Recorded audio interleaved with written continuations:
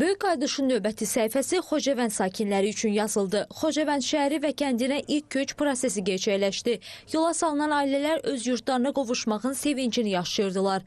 Bu mərhələdə Xocavənd şəhərinə 50 ailə, 194 nəfər, Xocavənd kəndinə isə 20 ailə, 94 nəfər geri qayıtdı. Şəhər və kənddə sakinlərin məskunlaşması üçün lazımi bütün şərait yaradılıb, yollar abadlaşdırılıb, evlər və infrastruktur bərpa edilib. Keçmiş məcburi köçkünlər onlar üçün yaradılan şəraitə görə ölkə rəhbərliyinə minnətdarlıqlarını bildiriblər. Həmçinin sakinlər bu tarixi qələbəni bizə bəxş edən şəhidlərin əziz xatirəsini ehtiramla yad edərək onlara Allahdan rəhmət diləyiblər. Yeni köçən ailələr qarşılandıqdan sonra onlara Anamanın əməkdaşları tərəfindən mina və partlamamış hərbi sursatların yaratdığı təhlükələr barədə ətraflı məlumat verilib. Daha sonra sakinlərə evlərinin açarları təqdim edilib. Qeyd edək ki, qayıdan sakinlər Respublikanın müxtəlif ərazilərində yataqxana, sanatoriya, düşərgə, yarımçıq tikililər və inzibati binalarda müvəqqəti məskunlaşmış ailələrdir.